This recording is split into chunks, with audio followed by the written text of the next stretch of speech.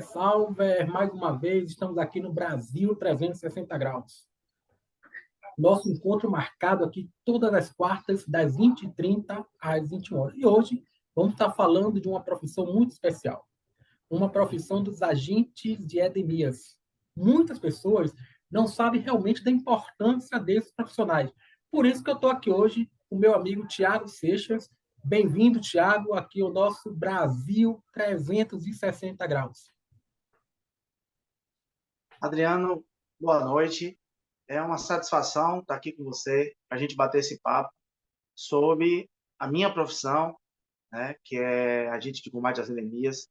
Eu exerço há 14 anos ela no município de Salvador.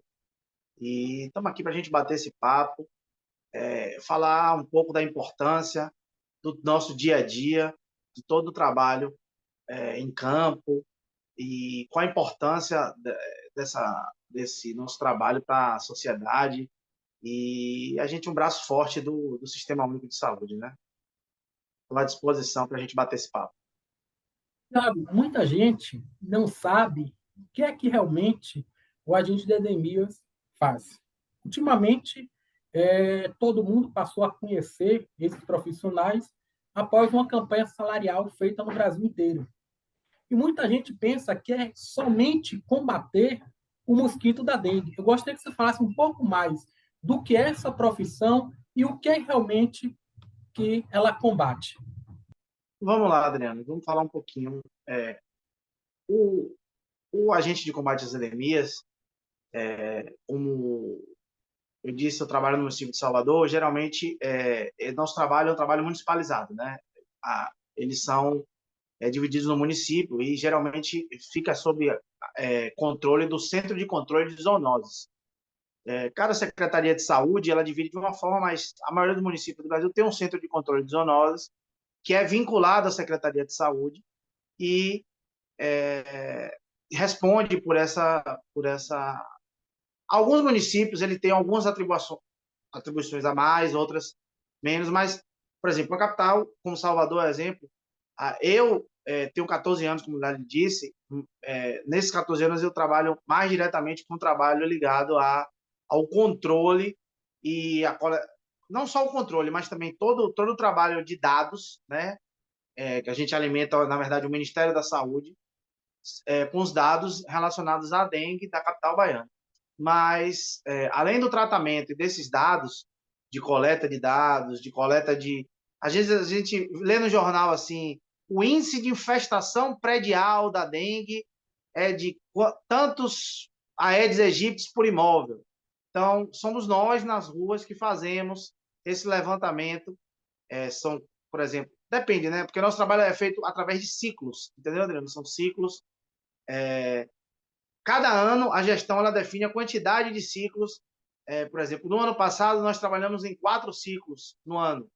Então, nós visitamos todos os imóveis da cidade durante 4 vezes.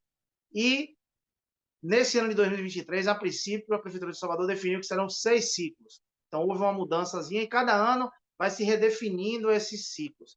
Mas, voltando à sua pergunta inicial, além da dengue, o que é que a gente trabalha? Uma coisa muito importante no mundo de hoje são os animais, né? Cães, gatos. Hoje todo mundo tem um cachorrinho, hoje todo mundo tem um animal. Então a gente trabalha com essa vacinação, né? Contra a raiva de cães, de gatos. O CCZ tem um controle também contra maus tratos. É lá onde se denuncia maus tratos, onde vai se verificar determinadas coisas relacionadas a cães, a gatos. Importante porque, ultimamente, foi aprovado na Câmara de Vereadores, né, de Salvador, e não só, também foi aprovado no Congresso Nacional, que passa a ser crime maus tratos de animais. Então, a pessoa que quer denunciar deve procurar o centro de zoonose. Também, essa denúncia pode ser feita através da própria polícia, né? No 90, através também do telefone, no caso da Prefeitura de Salvador, do telefone de reclamação da Prefeitura, que é um 56, né? Aí você tem também os telefones do próprio Centro de Controle de Zoonoses, que você, numa busca simples aí na internet, no Google, se você digitar CCZ Salvador ou CCZ de qualquer município do Brasil, vai ter lá o telefone de contato. Também as ouvidorias da prefeitura, você pode, através de e-mail, fazer uma reclamação que elas repassam para o setor responsável para fazer esse processo de, se tiver havendo algum tipo de maltrato e etc. A gente vê falar muito também, né, que hoje as pessoas passam a construir nas zonas de floresta, né, expandindo as cidades. E a gente vê falar muito de invasão de escorpião, de Escorpião, cobra, enfim, de outros, né? Inclusive aqueles caramujozinhos que a gente encontra muito nas ruas. E diz exato. que quanto mais mata aquilo, que mais ele aparece. Eu gostaria que você falasse um pouquinho disso também. Pronto. O Centro de Controle de Zoonose, além desses, da vacinação de cães e gatos, da dengue, pelo menos em Salvador, a gente tem a extossomose, que é justamente essa infestação de caramujos. Você tem equipes, porque são trabalhos feitos diferentes. Tem um centro de controle de zoonose, que em Salvador fica ali no bairro do Trobogi, e você tem equipes lá que trabalham com os carros, né? E elas diariamente atendem determinados tipos de demanda, como a de Thiago, caramujo, e rato também é combatido rato, através de vocês? caramujo, rato e escorpião. São essas três demandas aí que nós atendemos. Outras, como abelha, cobra, já não é nosso. Aí já é polícia ambiental, já é com o corpo de bombeiros, já é com o governo do estado. Já é outra demanda. No município, basicamente, a gente trabalha com essas, o centro de controle de zoonose, com os caramujos, né? A questão dos ratos, o trabalho lectospirose, infestação de ratos, a gente trabalha com as iscasinhas e coloca as armadilhas, e também com escorpião, né? Esse trabalho de controle de escorpião, e infestação de pombos, que a gente chegou, acho que eu não cheguei a comentar também, é outro trabalho importantíssimo. Mas o carro-chefe mesmo, a maioria das equipes do CCZ, elas estão direcionadas ao trabalho periódico, que são as campanhas de vacinação de cães e gatos, e a concentração mesmo é o trabalho da dengue, porque o trabalho da dengue tem um diferencial, Adriano, que ela é localizada por bairros. Você tem as equipes em todos os cantos de Salvador. Por exemplo, cada bairro, Itaigara, Pituba, ao subúrbio ferroviário, dos bairros nobres à periferia, tem equipes do combate à dengue trabalhando de segunda a sexta, tanto no combate do mosquito, como nesse processo de captação de dados para fornecer ao Sistema Único de Saúde, para a gente saber como está a infestação em cada bairro, em cada localidade da cidade. Thiago, agora que as pessoas já sabem da importância que tem um agente, a gente vê muito na televisão, né? Nós estamos ao vivo aqui para todo o Brasil, inclusive também do exterior. A gente vê muito falar de pessoas que se vestem como se fosse um agente, né? Dizendo que vai combater o mosquito da dengue, que é o mais comum do que se ouve, e acaba adentrando na casa daquelas pessoas, principalmente quando são idosas, e cometendo furto. Né? Isso tem acontecido na Grande São Paulo, tem acontecido aqui na região metropolitana de Salvador, Rio de Janeiro também tem acontecido muito. Eu gostaria que você falasse um pouco mais, né, da sua experiência com isso, de como que vocês se identificam para essas pessoas, né? E como que a pessoa pode evitar que ela seja vítima desses marginais, né? Que se utiliza de uma profissão de tamanha importância, que acontece exatamente de porta em porta, batendo em porta, né? Para tirar proveito disso e muitas vezes violentar pessoas, né? E roubar os bens dessas pessoas. Adriano, nosso trabalho ele é feito, como ele disse, diariamente, de segunda a sexta, em todos os imóveis de todas as cidades do Brasil. É uma visita que é feita a todos os imóveis. Aí você pergunta, um edifício de 10 andares, vocês visitam todos os apartamentos? Não. Já se visitou no Brasil. Hoje não se visita mais. Existe uma recomendação do Ministério da Saúde para se visitar do segundo andar para baixo. né, de todos os imóveis. Uma pausezinha nisso aí. Você falou de visitar do segundo andar abaixo. Existe um mito que dizem que o mosquito da dengue, né, ou que a muriçoca, o maruim, ele não vai quando o apartamento é muito alto. Quanto mais alto, maior a dificuldade para ele, diz que não acha. É verdade isso? É uma meia verdade. O mosquito ele não tem um alto poder de voo, ele não voa 10, 15 metros, ele realmente tem um baixo poder de voo. Só que hoje as cidades, né, como um todo, elas não são uniformes. Né? Por exemplo, Salvador, você tem um prédio de 10 andares, mas que a rua de trás ela é extremamente alta. Né? Os prédios eles têm vários sistemas que beneficiam que o mosquito possa ter livre acesso. Como o mosquito, você anda de elevador, o mosquito também anda de elevador. Uma planta sobe, o mosquito, que todo mundo sabe que o Aedes aegypti ele se multiplica na água, né? Você tem um mito da água limpa, que não é 100% verdade que o mosquito só se multiplica em água limpa, né? Hoje o mosquito ele já se camuflou e já usa de artifícios que essa água dita limpa, ele não se multiplica no que a gente chama de uma água misturada. Se você tem uma água com sujeira de mais uma água, por exemplo. Eu dou um simples exemplo assim, Adriano. A gente está na rua, né? Salvador, você sabe que é uma cidade que, mesmo no verão, sempre tem aquelas pancadas de chuva, né? Tá aquele calorzão e cai aquela chuva. Daqui a pouco cai uma chuva enorme e faz aquela poça de água.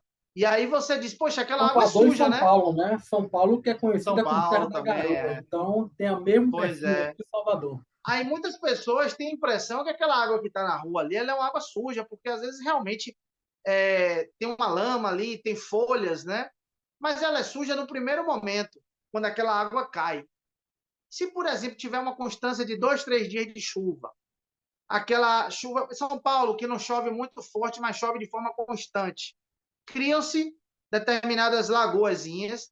Então, com o tempo, aquelas folhas e a sujeira, ela senta no fundo, aquela água ali de cima, ela é suja para o ser humano, mas para o mosquito ela está limpinha, para ele se reproduzir, e é um prato cheio. E com as temperaturas do verão, Adriano, aí as pessoas dizem, pô, mas no verão chove menos, tem menos água, a circulação seca mais rápido com o sol. Só que a temperatura tropical ela é ideal para a multiplicação do mosquito. Então, o período de multiplicação dele passa a ser menor. Do tempo que solta o ovo e ele vira mosquito, se diminui o tempo dele. Com o verão, porque a temperatura mais alta faz com que. Então, por isso, no verão, você tem que ter ainda um trabalho especial. Mas vamos voltar ao início da sua pergunta, que foi sobre, me lembre, Como as pessoas, né, conseguem identificar realmente o profissional, identificação. para que Perfeito. evita que a pessoa Eu possa estava adentrar falando em isso dentro. para chegar na identificação, né? Que a gente adentra a prédios, residências. Hoje, na verdade, esse problema não acontece só com o agente de combate às endemias. Né? Acontece com o funcionário da companhia de eletricidade, com o funcionário dos Correios. Né? Então, assim, o que pode acontecer? Todo funcionário do Centro de Controle de Zoonoses das cidades, por exemplo, Salvador, o funcionário ele tem um fardamento, né, com a logo do Ministério da Saúde, do SUS, da Prefeitura, né, identificado que ele é um agente de combate às endemias, né, ele tem uma mochila, geralmente, né, com a identificação e o crachá. Né. Por exemplo, o município de Salvador, hoje, ele dá uma coisa ótima para você identificar. Se você pegar o agente de endemias, pedir o crachá dele, digitar o nome dele completo e a matrícula no Google, vai aparecer meu nome e minha matrícula, vai aparecer lá, agente de combate às endemias do município de Salvador, já no site da prefeitura. Então, uma simples consulta no Google do nome do agente, com a matrícula dele, você vai garantir que esse profissional é efetivo do quadro da prefeitura. Mas, geralmente, esse profissional ele está fardado com um crachá. Né? O que facilita muito, Adriano, porque é chegar lá e te dizer o seguinte, como eu lhe disse no início da nossa conversa, as equipes elas são focadas nos bairros, né? Elas são equipes fechadas. Por exemplo, eu trabalho há 14 anos dentro da mesma área. Eu trabalho em bairros Pituba, Caminho das Árvores, que são alguns bairros nobres daqui de Salvador. Então, assim, os edifícios e casas que eu trabalho, a maioria, por exemplo, dos porteiros e os moradores já me conhecem. Eu trabalho nesse lugar há muito tempo. Na maioria dos bairros acontece muito assim, né? São pessoas que ou trabalham naquele bairro há muito tempo, ou moram no próprio bairro e trabalham. Inclusive, as prefeituras, elas dão preferências a isso. Aqui, o agente de combate às endemias trabalha no seu bairro. Por quê? Diminui o deslocamento de casa, ele está mais perto, ele conhece as particularidades do bairro dele. Então, vai ser muito mais fácil eu buzinar na sua casa e você deixar o seu vizinho que você conhece ir ali executar o trabalho, do que uma pessoa que você não conhece. Então, existe já na prefeitura, óbvio que não dá para você encaixar isso em todos os bairros, mas existe geralmente o trabalho de você estar sempre no mesmo. Isso, o trabalho relacionado à dengue, né? É esse trabalho mais pessoal, porque é um trabalho que a gente vai 3, 4 vezes. Diga, amigo. Você falou uma coisa importante, que na maioria os agentes já trabalham naquele bairro. Então, assim, quando a pessoa vê que é uma pessoa nova, peça identificação, procura o auxílio de um Identificação. vizinho, para não deixar com que aquela pessoa você possa ser vítima, né? É a questão da É bom perguntar. Cadê o menino que trabalhava aqui? Por que ele não está? Geralmente acontece do colega estar ou de licença médica ou de férias, e aí outro colega vai cobrir ele naquele período. Então você sempre peça identificação e não tenha vergonha de perguntar, porque o profissional ele tem a obrigação de se identificar, de lhe mostrar que ele é um profissional realmente Então, qualificado e com as credenciais para estar ali adentrando a sua residência. fica a dica aí para você que está nos assistindo em todo o Brasil, né? Mas ser agente não é somente trabalhar, né? Tem que ter aquela coisinha que acontece, que acaba sendo engraçada. Tem que descontrair um pouco. Conte aí um fato interessante que aconteceu com você. Rapaz, um fato no dia a dia. São muitos, Adriano. A gente passa assim por várias situações, né, no dia a dia, porque principalmente no início, né? Porque quando você está entrando, aquelas pessoas ainda não conhecem você. Assim, por exemplo, vou citar um caso inusitado de trabalho mesmo, de curiosidade, de infestação. Uma vez, Coisa a gente foi engraçada, fazer. eu quero que o povo dê risada. Rapaz, é trágico, mas só para você ter uma ideia do quanto é importante o nosso trabalho e de às vezes que as pessoas não dão importância a coisas mínimas. Isso foi logo no começo. Hoje eu tenho que fazer agora 14 anos de. Eu fui trabalhar numa obra, né, na região da Pituba, que é um bairro nobre, e estava tendo há 10 anos atrás um boom muito grande de construção de grandes edifícios, de 10, 12 torres, 12, 14 andares.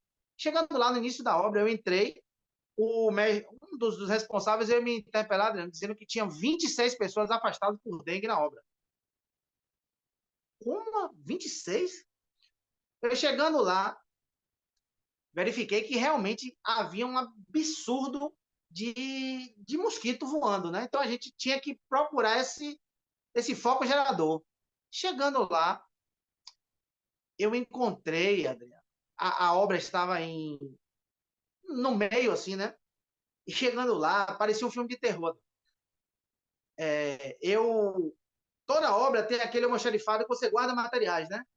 A obra ainda estava no começo, nós trabalhamos com a lanterna, o local era meio escuro. Quando eu coloquei a lanterna, voou tanto mosquito para cima da gente que parecia um filme de terror. Não é possível que um lugar tão pequeno tinha tantos.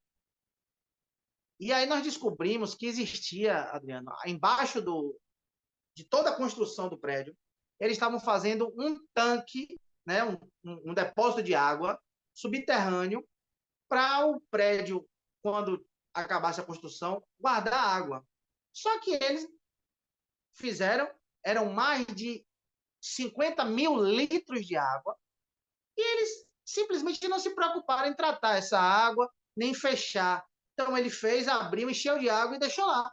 E aí os mosquitos foram vindo, depositando ovos, virou uma grande piscina de 50 mil litros de água de dengue.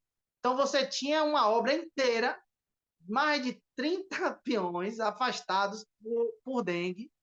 Por sorte da sociedade e das pessoas, quando eu estava saindo da obra, um dos responsáveis da construtora chegou, eu relatei a situação, e graças a Deus, 10 dias depois eu passei na obra, já estava tudo corrigido, eles resolveram a situação, e assim, foi um caso trágico. Agora, casos É uma engraçados, Adriano, maternidade de dengue. era uma maternidade. Então, assim, aí a região estava ali. Mas é isso, rapaz. Caso engraçado, a gente tem vários, às vezes, de buzinar, as pessoas estarem à vontade em casa, né? Aquela coisa. Você, Mas às vezes, me conte aí. Já apareceu alguma vez você chegar, tocar na porta, a pessoa pensar que era alguém e vir atender com a roupa inapropriada? já, já acontece de tudo que você imaginar. Imagina. Acontece porque, às vezes, o prédio, acontece, por exemplo, da pessoa estar esperando alguém, e aí o porteiro interfona, né? Ó, tá subindo aí o menino o rapaz da dengue para fazer a inspeção. Só que a pessoa já estava esperando alguém. Então ela nem presta atenção ao que o zelador fala e já abre a porta toda empolgada. Quando chega, toma um susto e vê que não é quem ela estava esperando. Acontece. Deve ser engraçado. Então, gente, a importância que tem os profissionais, né? A gente está fazendo esse programa aqui justamente para que vocês possam saber que esses profissionais precisam ser bem tratados. Porque esses profissionais vão evitar o surto de dengue, de chikungunya, do qual é uma doença, Tiago, que eu não desejo para meu pior inimigo. Eu Com tive a certeza. chikungunya, fiquei uns 3, 4 meses de muleta. De vez em quando ainda dói os nervos, dói tudo, se imaginar. Então, Tiago, nós já estamos finalizando, né, nosso programa, e eu gostaria que você falasse uma mensagem para as pessoas que estão nos assistindo da sua importância e o que se deve fazer para evitar que esse mosquito, para evitar que os escorpiões possam aumentar sua população nas nossas cidades. Eu gosto que você deixasse essa mensagem tão importante para a nossa sociedade. Querido amigo Adriano, primeiro eu queria agradecer muito o espaço, né? Porque essa conversa é muito importante, né? Então, assim, nosso trabalho, como eu citei no começo, é o trabalho diário. Então, a gente está no dia a dia visitando imóveis e ah, já é até uma coisa que a maioria das pessoas já estão acostumadas, né? Porque sempre há campanhas de prevenção na televisão, a fórmula é a mesma. Só que a gente não pode esquecer, porque o mosquito não esquece da gente. Às vezes a gente se passa. O agente de endemias, ele vai na sua casa 3, 4 vezes ao ano. Mas você está na sua casa todos os dias. Então, quem tem que fazer a prevenção é você. Por semana, você perde 5 minutos. Quem mora no apartamento, perde 2. Quem mora numa casa, perde 5 minutinhos. Dá uma voltinha na sua casa. Procura se tem alguma lata, se tem uma tampinha de garrafa de refrigerante que você esquece no quintal, chove, aquela tampinha enche de água, de 5 a 7 dias já pode estar vendo a multiplicação do mosquito. Então, todo cuidado em relação à água. Vamos, seu tanque, dá uma olhadinha se ele está realmente bem tampado, bem fechado. Até porque essa água que você consome não é só em relação à dengue, há outras doenças também. Então, assim, a gente veio aí de uma pandemia e a importância da higiene, de estar lavando as mãos, a gente hoje está mais do que. Essa importância também de estar sempre ali tendo esse cuidado diário com a dengue, porque a dengue ela está aí o tempo todo. Adriano, existe já aí vários estudos para uma vacina, né, em relação à dengue. A gente espera que essa vacina chegue, mas a vacina, fora a dengue, ainda vai existir o Zika vírus, ainda vai existir a, a chikungunya que você citou. O Zika vírus tem uma coisa horrível. As mulheres grávidas elas têm que tomar um cuidado duplicado por causa da questão, né, da microcefalia, né? Então, o cuidado que as mulheres que estão em gestação aí têm que ter em relação a Aedes aegypti é dobrado. Então, esse cuidado, Adriano, a gente pede que tenha, que no dia a dia serve para o escorpião, serve procure, se você tem dúvida, ligue para o Centro de Controle de Zoonose da sua cidade.